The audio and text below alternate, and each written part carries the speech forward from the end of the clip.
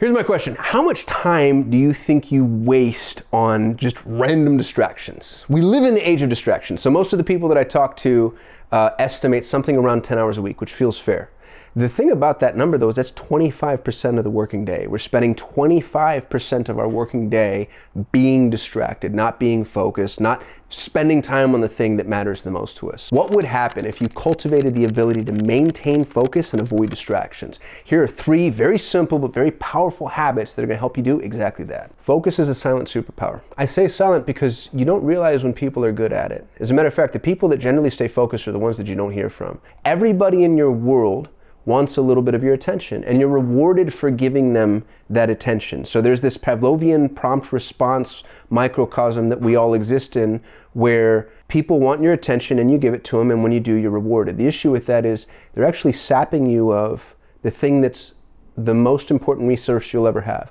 Your focus is more important than your time, because your time is simply an expenditure that no matter what is going to eke away regardless of what you do. I can just sit here quietly and I can spend time. But the minute that I inject focus into an endeavor, what that does is it gives me the ability to empower it with my energy. So when people think or say time is your most important resource, what they're really saying is focus is your most important resource. The other thing that's important to acknowledge is focusing has compound effects. The more you focus, the more you'll focus. So avoiding distractions in the very beginning is so hard, especially when you're addicted to your phone, your socials, your friends, and to be honest with you, addicted to leisure, addicted to being outside, addicted to doing something other than what you're supposed to be doing.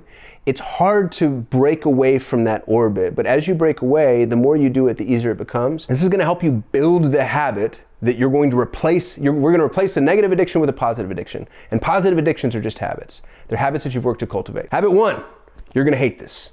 I want you to go into your phone, your laptop, your computer, your tablet, and turn off every notification that exists, regardless of what it is or why it exists. This is your email, your SMS, your WhatsApp, your Telegram, every single social media application. And I don't just mean turn off the notifications from an audible perspective. You want no audible notifications, no visual notifications. You don't even want notification badges. When I open my phone, I can't see how many unread text messages I have, how many unread emails I have. And the reason for this is because, number 1, those are all micro frictions. They prey on your mind. You open your phone and you think to yourself, oh God, there's so many people I need to get back to. And even if you're able to avoid the distraction, in theory, the distraction still permeates you on a subconscious level because it stresses you out. When you can't see those notifications, when you can't see that the phone call came in or somebody left a voicemail, you can't see that somebody texted you, you can't see that you have an unread email, what it allows you to do is stay focused on the things that are most important to you. Notifications are a leash. Think about that. You have a leash attached to your neck, and you've handed the other end of the leash to any solicitor, any vendor, any customer, any competitor, any employee, any employer, any client who wants to suddenly just pull on it and be like, oh, hey, I want your attention for a fraction of a second. Those notifications are the things that are pulling you away from what it is that's important to you. When you do that, it puts you in a position of really focusing on everything that you need to do. So you get to focus on your business, not in your business. You get to focus on deep work, not responsive work, or reactive work. Brendon Burchard has this great quote. He says that your inbox is other people's to-do list. Why are you working on other people's business? Why are you working on other people's tasks? You want to work on your business. You want to work on your tasks. I think this is even true if you're an employee in an organization. I think this is something worth advocating for with your employers. Talk to them about the difference between technician time and manager time. Manager time is broken into 60-minute increments because managers like to meet, they like to manage, they like to supervise, and they're not actually producing anything, right? They're not on the assembly line, they're not in the workshop, they're not in the kitchen, they're not in the garage. What are they doing? They're watching the people doing the work. Well, why is that important? It's important because they're the ones that define the schedule. And yet, in order to produce anything, you generally need 3 to 4 hours of deep work. That's a data-driven truism, by the way. In order to produce anything, from a line of code to a cake, to fix a car, whatever it is that you happen to be doing, you need 3 to 4 hours of deep work. But you're being governed by people who think in 60-minute increments.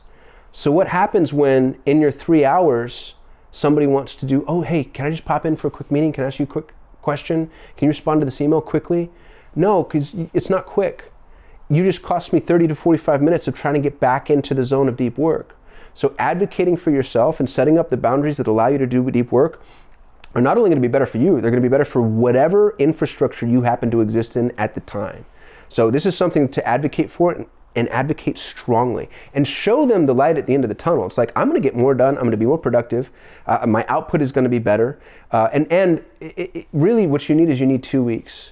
There's a reason that all sprints in lean systems are set up in 2 weeks, because it takes about 2 weeks to begin to see those results. So just ask. Say, I want 4 hours of deep work at the beginning of my day, every single day for 2 weeks. And at the end of 2 weeks, this is the experiment. And if I haven't been more productive and the people around me haven't been more productive, then we can go back to doing it your way, Mr. or Mrs. Manager. But do the managers really know how to do the job better than the technician? No, absolutely not. And if you're the manager, supervisor, business owner, entrepreneur, you need to hear this and you have to internalize it. The people that work for you, the minute you set them up to the leash and you like to pull the leash and get their attention and have the quick meeting, have the quick huddle, answer your question, get your needs satiated, fine. You might feel productive, but you sapped the productivity of the people that are the most important in your organization. You have to protect their deep work, protect their attention, protect their time. And my very, very, very strong opinion is that time needs to be blocked. Habit number 2, time blocking. Here's the thing, you're not going to get 3 to 4 hours of deep work just thrown into your lap on a daily basis. As a matter of fact, I bet you if you look at your calendar right now, you won't be able to find a 3 to 4 hour uninterrupted block for the next month. Try me, pull it up, tell me I'm wrong. Depends on what it is that you're doing, but if you're an entrepreneur, that's definitely true. You have to set up those boundaries. It's like a dam with water. You just have to hold it back. And here's the thing, you're going to make sacrifices. Gary Keller talks about this in The One Thing, which is a phenomenal book, by the way. You have to read it. As a matter of fact, if you haven't read The One Thing, stop watching this video and go watch that, because Gary Keller's way smarter and way wealthier than I'll ever be. The One Thing talks about the exclusion of all else. You do the one most important thing to the exclusion of all else. Well, why is that relevant? Why are we talking about it? Because you have to make sacrifices. There are going to be fires, there are going to be issues, there are going to be problems, there are going to be relationship choices that you need to make. You're going to have a spouse, a kid, a parent, a friend that has to have your attention right now. They have to. And sometimes you're going to make that trade. Okay, you know what? Son, daughter, wife, husband, you're more important to me than this thing, and I understand. But it's a trade that comes with a cost and a risk. And as an entrepreneur, more often than not, the thing you need to be trading away is the other thing. That's what you signed up for. And you might not like that. That might not sound friendly. That might not sound right from a principle or moral perspective. But if you want to be productive and successful, this is your priority. And that means that you need a time block. You need to protect that time. And that time, in my very strong opinion, needs to be at the beginning of your day. And this is a scientific truism. You are most productive at the beginning of your day. The gray matter availability in your brain is higher. The energy is higher. Your ability to think, be creative, dive deep is amplified on a near exponential scale at the beginning of your day, and then it just tapers off. And so at the very beginning of your day, whenever that might be for you, block off your 3 to 4 hours of deep work. No meetings, no calls, no notifications. You don't check your phone, you don't check your social, and you don't make exceptions. This is what it is. This is the boundary that you're setting up. And if people care about you and they want you to be successful, if you explain this to them, then they're going to be advocates for it. It's going to be like, oh no, hey, don't talk to that guy. He's in his deep work. We really want to, this is when she writes her music. This is when he writes his book. This is when she works on her business. The people that care about you are going to start to back into this. And you know what's nice is they begin to be inspired, has been my experience. The people that I'm around, when I really advocate for myself and my habits, the people that I want to be around become my advocates. B, you start to see that it's infectious. So you can inspire others on this deep work philosophy, but you have to protect the time. And you have to protect the time with the passion of a petulant toddler. If you've ever seen a kid that wants something or needs something, the truth is they get it. That's who you have to be. You have to insist. I'm sorry, I don't do that. The other piece that I don't even like that I said, this is the inclination, is, oh, I'm sorry. Why are you sorry? There's nothing to be sorry for. This is what's important to me. I have this time blocked off. And on a long enough timeline, that's going to cause some issues. It's going to cost you relationships. It's going to cost you opportunities. There are going to be problems. When you turn those notifications off on your phone, when you time block, there is going to be a phone call that you miss that you wanted to get. There's going to be an opportunity that you miss that you regret. There's going to be things that you don't get to do, but that's the trade. And my question to you is, how often is that really going to happen? 1, 2, 3 times a year, maybe? Compare that to 3 to 4 hours a day, working on what's most important to you. Writing the book, writing the program, building the business, making the calls. I don't know what you do. I don't know what's important. That's the thing about deep work is you get to decide. You get to define what's important to you. Going back to the Brendon Burchard quote, your inbox, which is your entire digital presence, by the way, it's all your socials, SMS, WhatsApp, emails, etc. That's other people's agenda. Other people's agenda. Who do you work for? Every business owner and entrepreneur likes to pretend they work for themselves. Is that true? Could that be true if you can't carve out 3 to 4 hours at the very beginning of your day? The third habit gets a little esoteric, but I'm going to ask you to bear with me because I actually think it's the most important of the three. It's building the discipline to stay focused. You've turned off your notifications, you've blocked off the time, you've actually advocated for yourself, but you know what? You know who the biggest offender is? It's actually not other people, it's you. You get distracted, you get interested. Especially what I've found is the deeper I dive into deep work, the more creative I feel and the more expansive my thoughts get. And so I'll be in the middle of deep work and then all of a sudden I'll think of a new idea, a new business, a new approach, something I want to know, and then I instantly get distracted. I distract myself, I pull myself out of it. Cultivating the discipline to stay focused requires you to control yourself at your most vulnerable when it's most interesting. It's so hard.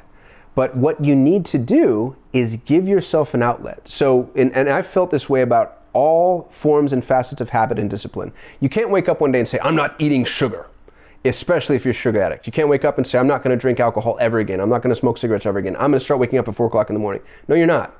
You're not and you can't. If it were as easy as just deciding that, then everybody would do it. The thing that you have to do is, number one, you have to be patient and loving with yourself. And I realize the second word that I just used is so repellent to so many of us with self-esteem issues. But that's the prerequisite. You have to be patient with yourself. You have to treat yourself as somebody you care for. Because that's the way that coaches can coach people into repetitive behavior. And to do that doesn't mean you just hit yourself with a rubber mallet every time you need to do something. It means that you give yourself an outlet. And if you've ever read James Clear, BJ Fogg, Charles Duhigg, any of the experts on habits, what habits require is slow incremental growth and they require outlets. So if you're trying to quit smoking, the thing not to do is just beat yourself up mentally and physically every time you want to smoke a cigarette. The thing to do is drink a glass of milk, go for a walk, go for a jog, do push-ups, chew on cinnamon. You give yourself an outlet. So what I like to do from a focus perspective, if I'm about to get distracted, if I'm doing deep work, and all of a sudden I have an idea, I have a thought, I have an inclination, I just want to check social media, what I like to do is I like to get up, go outside and walk around. I get up, I go outside, I walk around. That might not work for you, but try it. Find what works for you. The point isn't to just say, you don't want to hold your head down in the screen and say, no, you're going to focus. Because that's abusive. And that abusive behavior is going to make focus feel like work at best and like some form of torture at worst. So when you're trying to cultivate a habit, you can't build the neural association that habit is torture, or you're not going to do it.